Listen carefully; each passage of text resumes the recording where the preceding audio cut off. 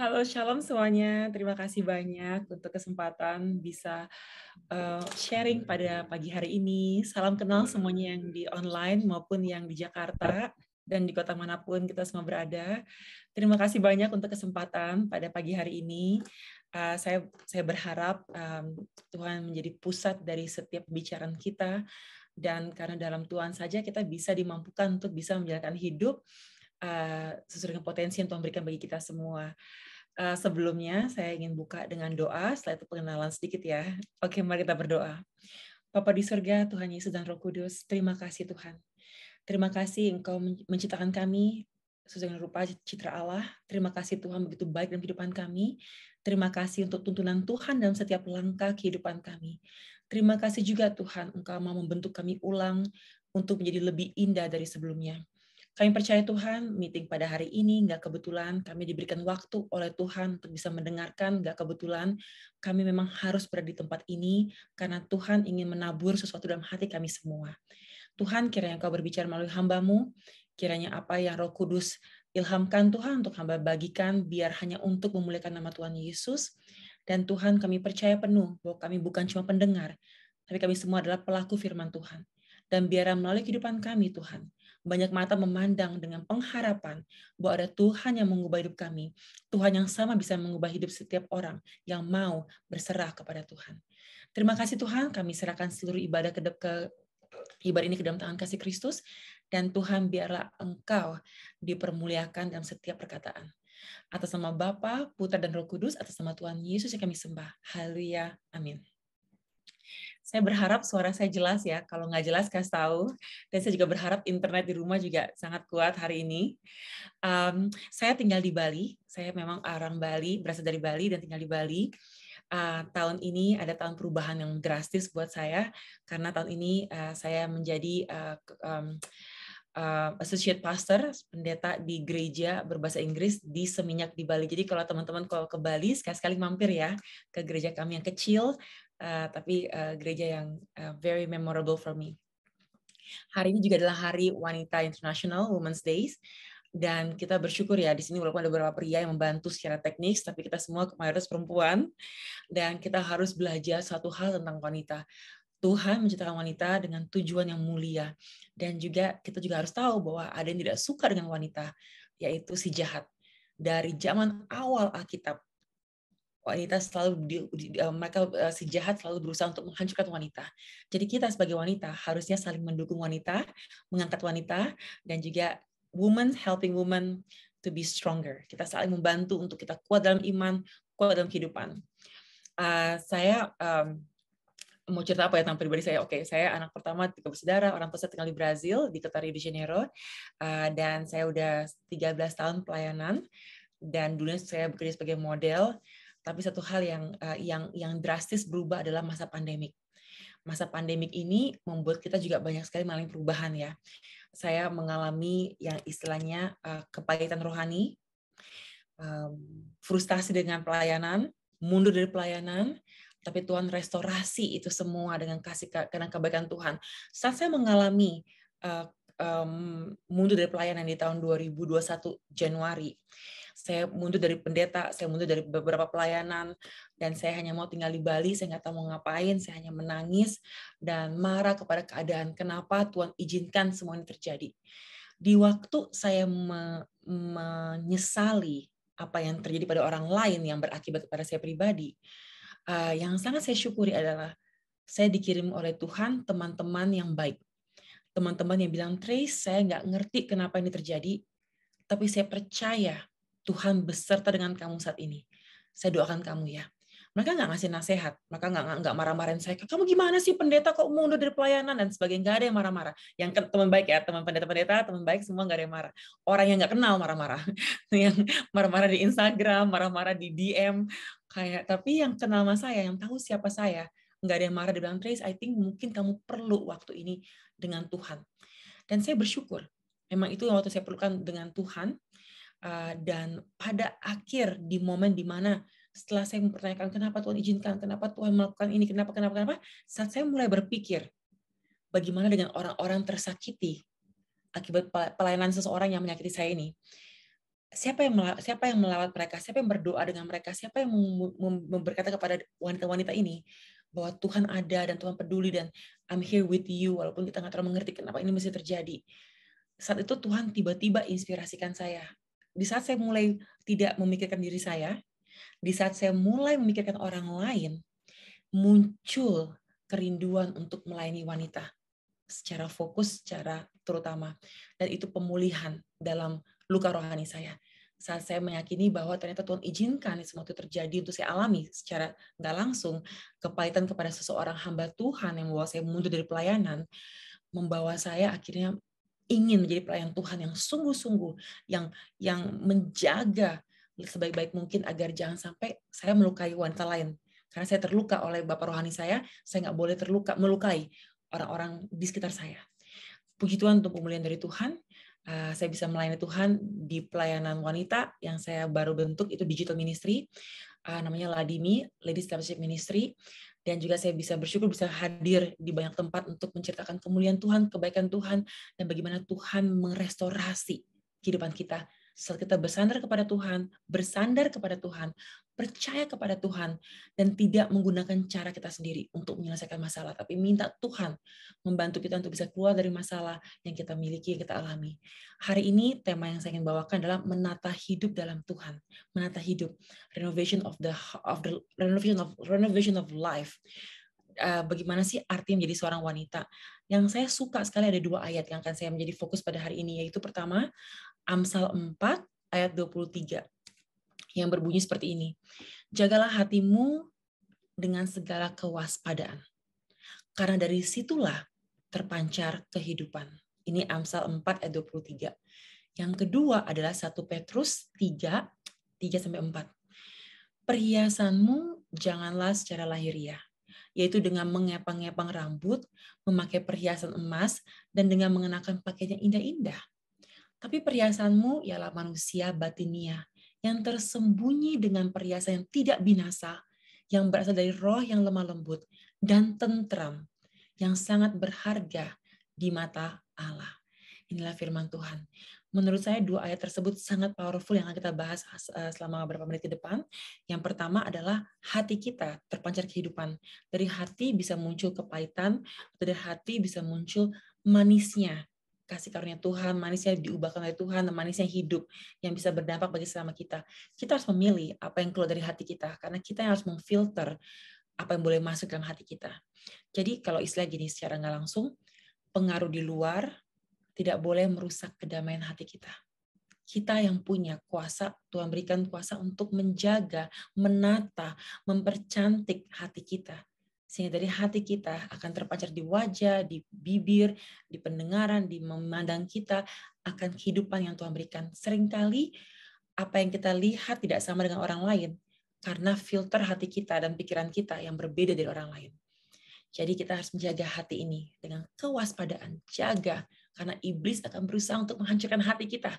Kalau hati kita hancur, kita penuh kepahitan, kemarahan, penuh rasa ingin menyerah, dengan mudah iblis menghancurkan kita lebih-lebih lagi. Tapi kalau hati ini penuh dengan pengampunan, dengan kasih karunia, dengan ucapan syukur, dengan lemah lembut, dengan kedamaian, akan jauh lebih indah, bukan cuma kita nikmati, tapi orang sekitar kita pun juga akan berdampak dari hati yang terpancar, kehidupan yang orang bisa rasakan.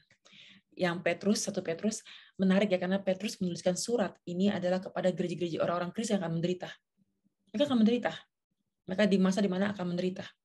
Tapi Petrus ingatkan kepada mereka siapa identitas mereka, 1 Petrus 2 ayat 9. Petrus juga ingatkan kepada mereka bahwa jangan sampai lupa kita kepada kasih Kristus.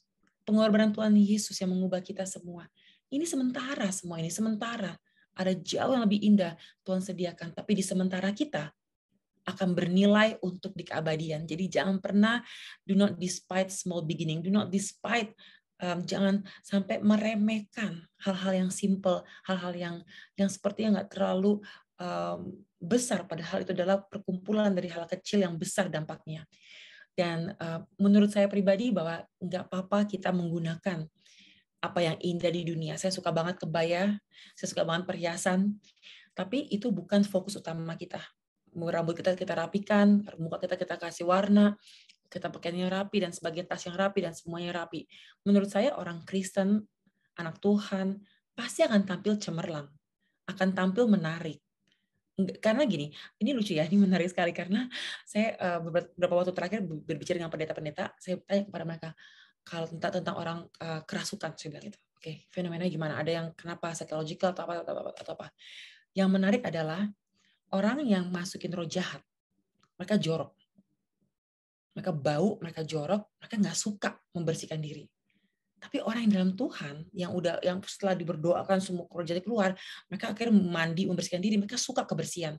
Jadi seringkali kotor itu, kekotoran dalam hidup atau kekotoran dalam rupa dan fisik itu muncul barengan dengan sesuatu yang belum beres, yaitu mungkin dari roh jahat yang nempel dan sebagainya. Terus saya bilang itu hal yang menarik gitu, karena kita juga sebagai wanita diingatkan untuk tampil cemerlang, tampil menawan hati, karena kita mencerminkan kemuliaan Tuhan. Jadi ayat yang tadi 1 Petrus 3 sama 3:4 bukan berarti kalau orang yang cantik, rambutnya rapi, pakainya bersih, pasti dia bukan dalam Tuhan, dia dalam dunia. Enggak. Jadi jangan sampai kita kayak, saya mau nggak peduli, bukan saya hati yang penting indah, tapi berupanya di luarnya nggak peduli. No, nggak juga gitu, karena kita juga masih hidup dalam dunia, kita juga mencerminkan karya Tuhan melalui siapa kita. Jadi kalau dulu saya kerja sebagai model di fashion world, dunia fashion, sekarang saya dan Anda semua adalah modelnya Kristus, the model for Christ. Kita semua tuh menunjukkan, kita tuh displaying God's glory. Kalau model jalan di runway, menunjukkan pakaian indah, karya desainer, kita menunjukkan karya indah, karya sang desainer yang agung, Tuhan yang Maha Kuasa. Jadi kita membawa karya Tuhan saat kita berjalan kemanapun kita pergi. Maka itu perindahkan karya Tuhan, tapi terlebih-lebih indahkan karya Tuhan dalam hati kita yang akan terpancar kehidupan dalam keluarga kita. Manusia batinia adalah perhiasan yang tidak akan binasa, yang akan muncul dari roh yang tunduk akan Tuhan. Dia akan menjadi pribadi yang lemah lembut, tentram, berharga, membawa perubahan dalam dunianya dia. Kita selama 3 tahun terakhir ini exactly bulan Maret, kita merayakan 3 tahun pandemi Indonesia. Karena saya ingat sekali tanggal 15 Maret gereja masih buka hari Minggu, 16 Maret hari Senin tahun 2020 Jakarta lockdown. Nggak ada orang boleh keluar, kita nggak tahu apa yang terjadi. Kita semua panik, kita semua bingung, kayak ini apa ya, ini kok bisa, kan SARS nggak sampai kayak gini, virus-virus lain nggak sampai kayak gini, ini kenapa gitu. Selama berbulan-bulan kita sering di rumah saja, dan kita melihat banyak sekali perubahan. Ada banyak orang mengalami depresi, banyak orang mengalami perubahan dari tubuh, bajuku dulu tidak begini gitu ya, rasanya kayak lagu zaman dulu. Ada juga banyak yang merasa kayak banyak yang berubah. Tapi juga di waktu bersamaan, perubahan, mungkin ada perubahan semakin baik, ada semakin orang suka olahraga, beli sepeda dan sebagainya. Ada yang menjadi lebih yang menjadi agak sedikit lebih buruk daripada sebelumnya, ada yang lebih baik lagi. Jadi tergantung gitu bagaimana kita melihat perspektif tentang apa yang terjadi. Tapi yang menarik adalah banyak orang mulai merenovasi rumah mereka. Penjualan tumbuh-tumbuhan tertinggi masa pandemik. Penjualan furniture tinggi sekali masa pandemik. Banyak sekali orang beli atau mulai mendekorasi rumah mereka. Kalau rumah itu, karena kan kenapa? Untuk pertama kali dalam hidup mereka, maka menghabiskan banyak waktu di rumah. Nggak bisa keluar, sehingga tiba-tiba kayak, ini kayaknya perlu tambahin apa ya biar nyaman gitu. Akhirnya kita mulai merenovasi rumah. Nah setelah itu kita menjadi lebih nyaman tinggal di rumah tersebut. Nah tapi ada juga sekarang mungkin kita ada renovasi tubuh, renovasi hidup, renovasi hati, renovasi misi, renovasi segala, kita punya renovasi keuangan dan semuanya. Tapi saat kita melihat kalau di rumah yang saat kita masih masa-masa pandemik, melihat bagaimana rumah itu berubah karena kita mendekorasinya, betapa indahnya perubahan tersebut. Kita pun juga pasti punya kerinduan untuk mengubah kita. Ada hal-hal yang kita ingin ubah. Enggak setiap orang, mungkin ada sudah di titik di mana kayak, enggak, saya udah cukup. Saya udah pernah mengalami hal tersebut beberapa tahun lalu. Sekarang saya udah cukup dengan apa yang Tuhan telah ubah dalam hati saya, hidup saya. Tapi mengubah, perubahan, renovasi adalah bagian dari kehidupan orang Kristen. Saat kita mengalami perubahan dari yang Tuhan berikan, hidup dari berdosa sampai menjadi anak Tuhan, pasti akan banyak perubahan. Nah, perubahan itu seringkali disertakan dengan renovasi dari hati, akan hidup, dan juga akan misi tujuan utama hidup kita. Jadi kalau kita bertanya kepada Tuhan, kan hidup ini adalah pemberian dari Tuhan untuk kita. Bagaimana cara kita hidup adalah ucapan syukur kita kepada Tuhan. Kalau kita diberi kesempatan oleh Tuhan untuk kayak saat ini kita dikasih Tuhan kesempatan untuk bisa minta satu hal yang kita bisa lakukan, yang nggak akan gagal. Pernah nggak membayangkan apa yang kita rindukan untuk Tuhan lakukan dalam kehidupan kita? Satu hal yang Tuhan izinkan kita miliki, yang pasti nggak akan gagal. Itu mau itu sebuah usaha, sebuah perubahan, sebuah kesembuhan, sebuah transformasi, apapun bentuknya. Kalau Tuhan izinkan, apakah kita mau menyebut apa yang kita rindukan? Dan percaya nggak kalau Tuhan bisa berikan apa yang kita harapkan? Dan bagian kita adalah melakukannya, bagian Tuhan memberikannya. Jadi seperti apa sih kita pribadi setelah pandemi ini selesai? Kan beberapa hari yang lalu Presiden bilang bahwa sudah selesai pandemik. Nah, kita mau jadi manusia yang seperti apa? Dalam kita menata hidup kita, mau yang seperti apa? Apa kita bahagia secara mental, secara fisik, secara emosi, secara seksual, secara spiritual? Apa kita telah hidup dalam kehendak Tuhan? Bagaimana cara kita mengaplikasikan jaga hati agar terpancar kehidupan? Dengan waspada kita menjaga hati tersebut. Dan kata hati ini ya, hati.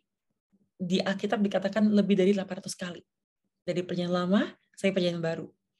Sehingga ini satu topik yang sangat penting yang harus dibicarakan, karena kemana-mana kita akan pasti pakai rasa, pakai bawa hati, dan pakai bawa hati pun juga bagaimana kita bisa menyembah Tuhan, bagaimana kita bisa mengasihi sesama kita, bagaimana kita bisa mengasihi diri kita juga sesuai dengan rangkuman dari seluruh firman Tuhan. Maka dari itu pertanyaannya adalah, apakah kita sudah menata hidup kita dengan sebaik-baiknya? Dengan pertemanan kita, dengan keluarga kita, dengan kehidupan rohani kita, dan sebagainya. Kalau kita melihat masalah hati, masalah terbesar dalam hati kita adalah dosa. Dosa yang menghancurkan dan mengotorkan ruang hidup kita dalam hati kita. Dosa membuat ruang itu tidak nyaman. Nah, maka itu kita seringkali karena dosa yang tidak dibereskan, tidak akan ada banyak pertumbuhan dan tidak akan banyak renovasi terjadi dalam hati kita. Tapi saat dosa itu kita bertobat, mengalami perubahan karena kita menerima Tuhan sebagai juru selamat, Tuhan membersihkan hati kita, memulai taman yang baru yang indah dalam kehidupan kita. Tapi apa yang terjadi? Dunia akan terus-menerus mencoba untuk menggoncangkan orang Kristen dari iman yang mereka miliki, yang Tuhan telah bersihkan taman hati mereka, dengan memasukin semak belukar dan sebagainya. Tapi Tuhan terus-menerus mengajarkan kepada kita untuk menata hati kita kembali. Tapi untuk orang yang belum kenal Tuhan, ada 3 area yang akan sering kali digunakan untuk menghancurkan manusia. Kalau kita nggak hati-hati anak Tuhan, bisa juga, tapi sering kali dialami oleh orang-orang yang belum kenal Tuhan. 3 area adalah area kekayaan. Area kekayaan di mana orang merasa untuk bisa bahagia dengan kaya, bukan dengan memiliki Tuhan dalam hati mereka, tapi dengan kaya. Area kekayaan selalu ingin lebih. Akhirnya ini membawa orang kepada rakus, greed. Nah, seringkali orang kena tipu dengan bisnis yang berhubungan dengan keuangan, bukan karena mereka nggak pinter, bukan karena mereka nggak tahu bahwa ini nggak mungkin lah kita masukin uang sekian dalam sebulan bisa naik 20%, 30%, tapi nggak ada logika di balik itu semua. Kecuali kalau itu sebuah pohon ya, ada buahnya kan buah bertumbuh. Tapi kalau uang kan ada reason behind it. Nah, kalau saya lihat ya, orang-orang yang sering kena tipu secara bisnis Ponzi scheme gitu ya, itu selalu di akarnya adalah greed, rakus. Jadi area kekayaan bisa menghancurkan, bisa memporak-porandakan renovasi hati kita yang Tuhan telah berikan. Atau kalau orang belum percaya, itu adalah menjadi fokus utama mereka, mengejar harta dunia yang sementara, bukan harta surgawi yang bernilai kekal. Kedua adalah area ketenaran. Saya nggak merasa bahwa orang kaya itu salah. Saya yakin penuh anak Tuhan harus diberkati untuk jadi berkat bagi banyak orang. Tapi hati yang harus diubahkan. Tujuannya bukan untuk kaya. Kalau teman saya, Pastor Jeffy Rama bilang ini, jangan mengejar apa yang bisa datang sendiri. Jadi itu very true. Jadi jangan kejar uang. Kejarlah kerajaan Allah yang segala kebenarannya. Maka semua kita perlukan untuk memberikan. Jadi kita berdoa juga untuk orang kaya agar mereka bisa menjadi good stewards ya, orang yang bisa menjadi pembendahara yang tepat, yang baik untuk uang yang Tuhan percayakan. Kalau waktu kita juga punya lebih, Kita tahu bahwa ini milik Tuhan, dipinjamkan oleh Tuhan, kita tanya sama Tuhan, mau digunakan untuk apa Tuhan? Jangan untuk memamerkan kekayaan kita. Ada ketenaran. Banyak orang ingin dikenal, dihormati, dan diingat. Dan ini adalah mungkin kerinduan terdalam dari manusia, ingin dikasihi. Tapi seringkali orang menggunakan cara adalah untuk membuat sensasi agar terkenal. Itu kita sering lihat ya di sosial media dan sebagainya. Tapi kan sebenarnya saya pengalaman pribadi adalah lebih baik dikenal oleh Tuhan daripada dikenal oleh manusia. Kenapa? Karena saya memulai karir modeling saat saya usia 14 tahun. Saya dikenal sebagai orang Indonesia pertama yang jalan di Paris, New York Fashion Week, model internasional pertama, model Indonesia pertama yang dikontrak oleh agensi di seluruh dunia. Sebuah prestasi, tapi prestasi yang terlupakan. Karena saya ingat waktu saya kuliah di Oxford tahun 2006, selama 3 tahun, sebelum saya pergi ke Oxford, saya kalau ketemu orang selalu orang minta tanda tangan, minta foto bersama, dan people knows my name. Ke restoran nggak perlu antri, kemana-mana orang kenal gitu. Wah, ada rasa seperti ini akan menjadi kehidupan saya seumur hidup lah. 3 tahun berlalu setelah saya kuliah, pulang ke Indonesia, saya pergi sama teman saya contohnya kemana waktu itu ya, ke Mangga 2. Ada penjaga toko gini, cici begini, kayak kenalnya siapa ya? Siapa ya? Model kan? Tapi namanya siapa ya? Itu sering banget. Atau kayak, kamu kayak orang terkenal deh, tapi siapa ya? Atau ada juga kayak, kamu jadi model deh, tinggi kamu, bagus jadi model. Dan berarti kayak, what? Gitu. Nah, untung udah dalam Tuhan. Jadi kayak, ini bagus juga lah. Orang lupa lah. Yang penting orang ingat Tuhan, bukan ingat saya gitu. Cuma saya lagi memikirkan bahwa artinya, ketenaran yang kita bangun bertahun-tahun lamanya, dari 14 tahun 12 tahun saya bangun, hilang dalam waktu 3 tahun, orang lupa kita siapa. Jadi jangan fokus kepada ingin dikenal oleh dunia. Lebih baik difokus untuk Tuhan kenal sebagai hamba yang setia, yang melakukan firman-Nya, yang memuliakan Tuhan. Area yang ketiga adalah seringkali orang tentang hubungan dengan sesama, cinta. Ini istilah kalau dalam bahasa modernnya harta, tahta, dan cinta gitu ya. Kita rindu untuk menjadi pusat perhatian, kita mau orang sayang sama kita mau dibutuhkan, kita mau dirindukan, dan semua itu. Tapi kita nggak bisa memaksakan kehendak kita kepada orang lain. Yang kita bisa lakukan adalah juga menjaga hati dan baik dan penuh hormat kepada orang lain. Kita nggak punya kuasa untuk membuat orang lain mencintai kita. Kita bisa menjadi orang yang layak dicintai oleh diri kita terutama, mengasihi diri kita dulu sebelum kita bisa mengasihi orang lain. Jadi kalau kita punya nilai yang sehat akan bagaimana kita mengasihi diri kita akan punya cara yang sehat untuk bisa mengasihi sesama kita. Banyak orang bucin, budak cinta. Bahayanya adalah mereka mengasihi orang lain dalam porsi berlebihan, melebihi porsi cinta mereka akan Tuhan, sehingga orang tersebut menjadi berhala. Apapun yang kita cintai, melebihi dari cinta kita akan Tuhan adalah berhala. Apapun yang kita cintai, baik itu anak, suami, karir, rumah, kekayaan, apapun bentuknya, yang kita cintai melebihi dari cinta kita akan Tuhan, itu adalah berhala. Dan berhala akan menghancurkan kita. Jadi kalau kita lihat bagaimana cara kita menata hati kita, kalau 3 area ini akan menghancurkan hati kita berusaha untuk tidak melakukan 3 tersebut, tidak mengejar kekayaan hanya untuk kekayaannya, tapi mengejar kebaikan yang membawa berkat, memberkati banyak orang. Tidak mengejar ketenaran, hanya ingin sekali dikenal oleh satu kompleks, dikenal oleh seluruh ibu-ibu di sekolah atau apapun, nggak perlu. Yang paling penting dikenal oleh Tuhan. Atau ingin sekali dicintai, yang paling penting adalah mencintai Tuhan melebihi dari apapun. Penuhi ruang hati kita dengan mencintai Tuhan, dengan kasih Tuhan. Kedua, kasih diri kita sendiri. Ketiga, baru bisa mengasihi sesama kita dengan porsi yang benar, porsi yang tepat. Maka dari itu, kita dalam melihat hati kita, kita bisa belajar untuk bisa melihat bagaimana caranya kita untuk bisa menatanya. Ada kata terkenal, menabur di pikiran, menuai perbuatan.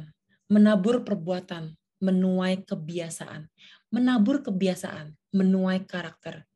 Menabur karakter, menuai masa depan. Ini ada seorang yang terkenal pernah berkata, tapi sampai sekarang nggak ada yang tahu siapa yang berkata seperti itu pertama kalinya.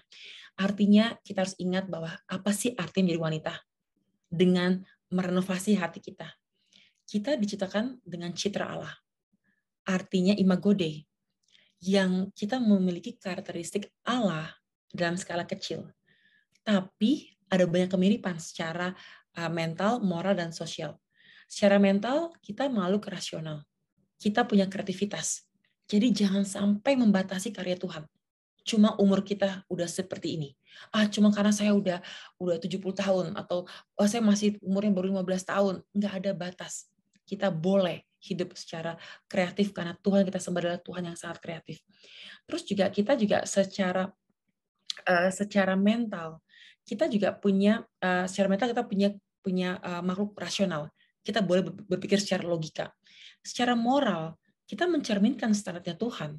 Artinya kita punya moral kompas yang terpasang dalam hati kita untuk tahu apa yang boleh, apa yang tidak boleh, apa yang berkenan, apa tidak berkenan. Kita harus belajar untuk menggunakannya dalam hati kita. Secara sosial, kita pun juga diciptakan untuk bersekutu, untuk berkomunitas. Maka itu saya bersyukur kita bisa bertemu walaupun secara digital, kita diciptakan tidak untuk sendiri. Masa pandemik mengajarkan kepada kita betapa indahnya kebersamaan. Kita juga bisa dengan itu, dengan bersosialisasi kita mencerminkan kasih Allah Tritunggal yang sempurna. Dan secara fisik kita pun juga mau kita ada di dunia ini dan ada tujuan dari karya penciptaan Tuhan. Tuhan menciptakan kita semua dengan indah, dengan berbeda, dan ada hal yang indah di balik setiap karya Tuhan. Dan tapi dosa akan mencoba untuk menghancurkannya, dan banyak sekali orang tidak menyukai karena dosa mencemarkan dan memberikan ide-ide kecantikan yang salah. Banyak orang mengalami gangguan makan, banyak orang tidak menyukai penampilan mereka, tidak menyukai hati mereka, pikiran mereka, dan mencoba untuk mengubah apa yang Tuhan telah ciptakan. Banyak yang mengubah secara drastis dan radikal menjadi seseorang yang lain yang tidak seperti sebelumnya. Jadi banyak sekali saya punya teman, ibunya seorang plastik surgeon terkenal. Dulu sebelum bertobat, tantenya bilang, tante sebelum bertobat, tante orang mau operasi, tante operasi mukanya. Karena tante kan tuh uang. Tiba-tiba tante bertobat. Tante disuruh Roh Kudus setiap kali orang datang, kamu masalahnya apa? Kenapa nggak suka hidungnya? Kenapa? Ada apa? Pas ditanyain kata tantenya, ternyata masalahnya sama suaminya nggak sayang sama dia lagi, dia ingin mengubah biar suaminya kembali sayang. Masalahnya bukan fisik, masalahnya psikis yang membuat dia nggak merasa disayang sehingga dia berpikir dengan mengubah muka dia bisa disayang. Akhirnya setelah tante doakan atau bilang kamu nggak boleh gitu sama suami, kamu harus gini, ini dijelasin panjang lebar. Dia pulang nangis-nangis, tante nggak untung trace karena kan dia nggak jadi operasi, tapi nggak apa-apa karena emang nggak perlu dioperasi sebenarnya. Dan untuk saya itu suatu kesaksian yang indah sekali bahwa banyak orang mencoba untuk mengubah wajah, padahal yang harus diubah adalah hati dan pola pikir kita. Bagaimana kita menghargai karya Tuhan dan bagaimana kita mencintai apa yang Tuhan telah berikan. Dan saya pernah mengalami hal tersebut. Saya dulu berpikir bahwa hidung saya terlalu besar, mata saya terlalu sipit, dan gigi saya terlalu nggak rapi. Yang saya alami bukan, yang saya rasakan tidak sama dengan kenyataan. Tapi perspektif saya salah akan apa yang saya lihat. Saya ke dokter, saya bilang saya mau ubah gigi saya rapi, ini gigi asli. Tapi waktu itu saya lihatnya nggak rapi. Dokter bilang, ini dia nggak tahu diapain lagi, dia rapi banget gitu.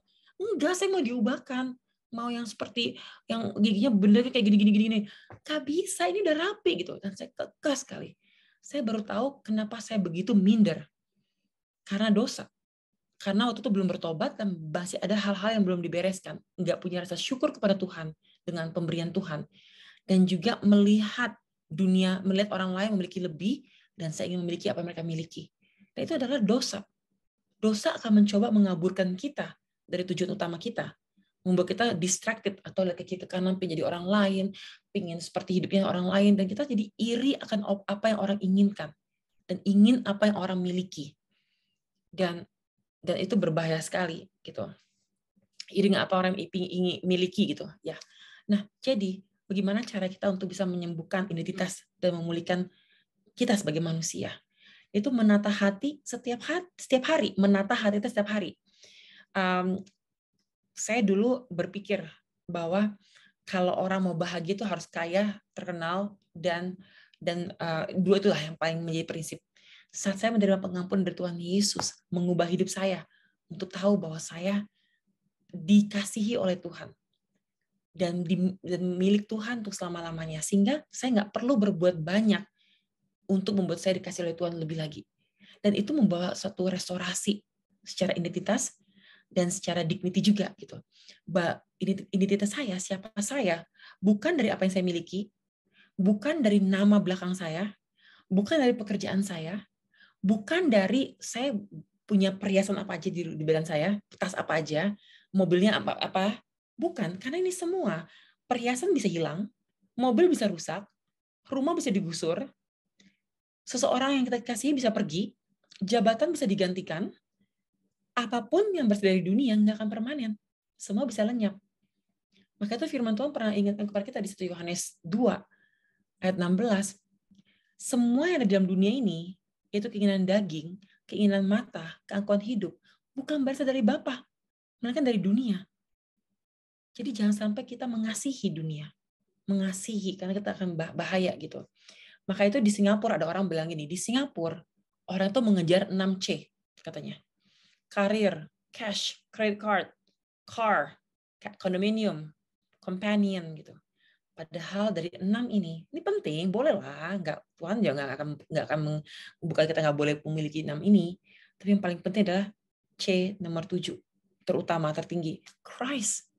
Kita perlu Tuhan,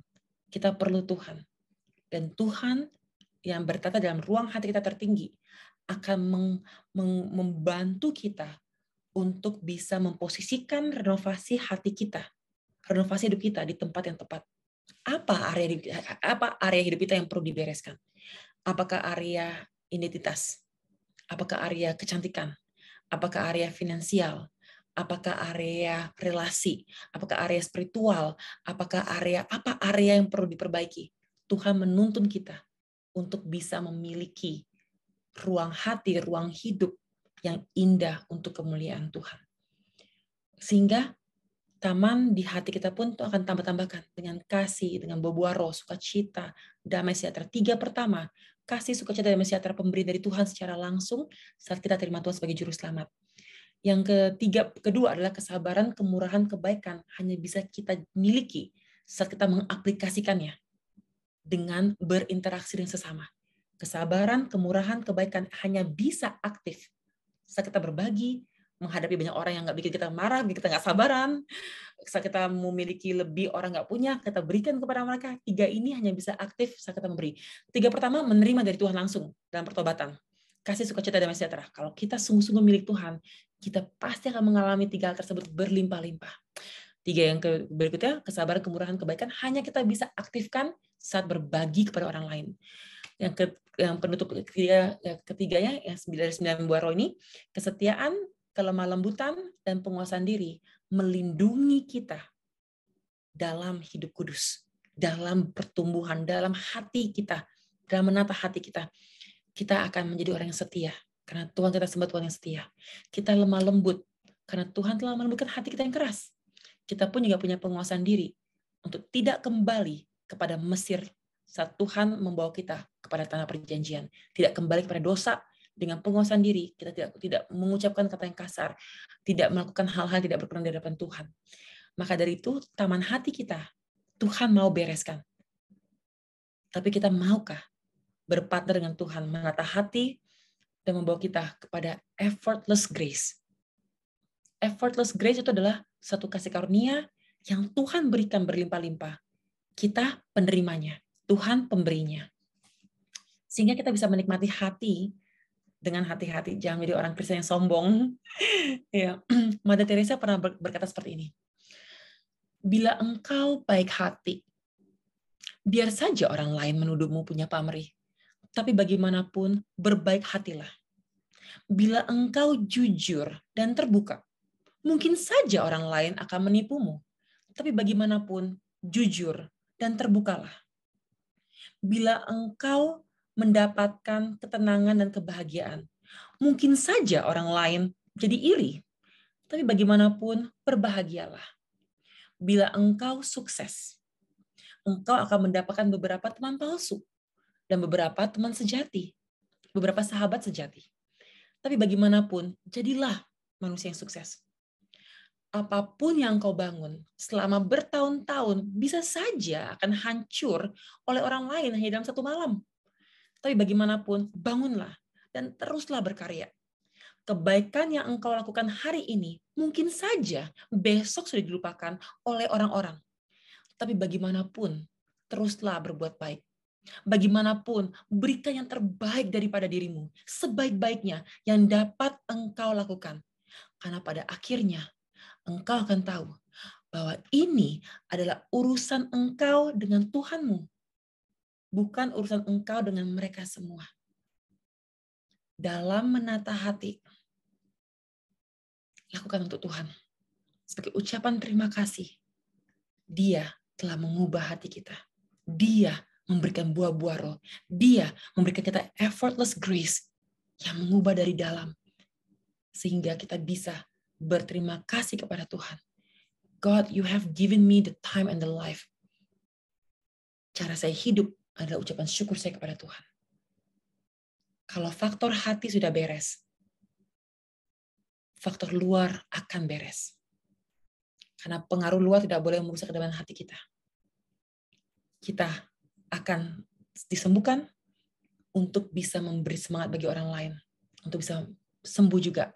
Menerima pengampunan, hidup dalam Tuhan, dan terus-menerus mengalami renovasi hidup karena kasih karunia Tuhan. Maka itu sebagai penutup, saya meyakini bahwa pengaruh luar tidak boleh merusak dalam hati kita. Karena Tuhan yang membangun hati kita. Tuhan yang bertata dalam hati kita. Dan Tuhan akan dipermuliakan melalui hati kita. Kita harus selalu memilih untuk mengampuni agar hati kita bersih dari semak belukar, kebencian, kemarahan, sakit hati, kepahitan, dan segalanya. Kita harus menjaga, karena kita adalah teladan atau modelnya Kristus bagi dunia. Maka dari itu, kita harus belajar untuk mengampuni. Hati kita akan hancur dan rusak kalau tidak mengampuni. Dan seringkali ini yang paling sulit orang Kristen alami. Paling sulit untuk kita mengampuni yang menyakiti kita. Saya mengalami ini sebagai kesaksian singkat. Saya disakiti oleh sahabat saya. Saya nggak bisa bikin khotbah. Saya nggak bisa berdoa. Saya penuh dengan kemarahan. Saya pergi ke profesor saya. Waktu itu saya masih kuliah. Saya bilang, saya mengalami berat beban. Padahal yang salah dia. Dia memfitnah saya. Menghancurkan reputasi saya di teman-teman saya. Tapi kok saya yang sakit hati dan saya kepahitan dan saya marah. Terus pas Profesor Jenny Williams namanya bilang gini, Trace, sering kali orang bilang kalau kamu benci pada seseorang, kayak minum racun, padahal kamu berharap dia mati, tapi kamu yang minum racunnya. Dia bilang, Trace, kalau kamu nggak mengampuni dia, kamu yang akan hancur. Tuhan nggak akan bisa bertata di hati yang punya kebencian. Kamu yang harus mengampuni. Saya bilang, how? Saya marah sama dia. Gimana saya bisa mengampuni? Dia juga nggak merasa bersalah loh. Gimana kita bisa mengampuni orang yang tidak merasa bersalah kalau dia itu salah? Kalau dia merasa bersalah, diminta pengampunan, kita ampuni, udah berarti win-win ya. Dia nggak merasa bersalah, tapi dia salah besar. Dan saya marah. Saya ketemu satu jawaban yang sangat sulit untuk saya lakukan, tapi ini membantu saya menata hati kita kembali, hati saya pribadi kembali. Profesor Jenny bilang begini, mulai hari ini, kamu doakan dia. Setiap kali kamu berdoa, mau doa makan, mau doa apapun, kamu doakan dia. Akan sulit sekali mendoakan orang yang jahat sama kita. Itu tantangannya. Penghakiman haknya Tuhan. Bagian kamu adalah mengampuni. Dia bilang, kamu doakan dia. Akan sulit sekali. Tapi di satu hari nanti, saat kamu bisa mendoakan dia dengan sukacita, tidak ada rasa kebencian, tidak ada rasa marah, tidak ada rasa sakit hati, artinya kamu telah mengampuni dia. Ladies, itu hal yang tersulit dalam hidup saya. Beneran, one of the most difficult things to do. Doakan dia, Tuhan, ampuni. Enggak Tuhan, hukum dia Tuhan, biar dia merasa tahu dia salah gitu. Waduh, susah banget. Berbulan-bulan berlalu. Akhirnya saya bisa mendoakan Tuhan berkati dia, berkati keluarganya, berkati lumbungnya Tuhan. Biar Tuhan berkati dia dengan ini, saya sebutkan berkat-berkat yang saya inginkan untuk dia gitu. And I realize, saya telah mengampuni dia dan saya bebas. Saya yang terlepas dari penjara itu. And I can freely bisa nyiapin khotbah, bisa bicara dengan teman. Kalau dia di gereja, nyapa dia bawa muka di gereja. Saya hamba Tuhan, dia kerja di gereja saya. Saya nyapa, hai selamat pagi. buang muka. Oh, like, wow, oke. Tapi saya udah nggak sakit lagi karena Tuhan telah pulihkan hati saya. Orang boleh bereaksi apapun, tapi tanggung jawab kita adalah hati kita. Maka dari itu, kita harus belajar untuk menata hidup dengan mengizinkan Tuhan merenovasi hati kita. Untuk merenovasi hidup kita, merenovasi misi kita, tujuan kita apa di dunia ini. Biar Tuhan dipermuliakan. Terlepas dari opini dunia.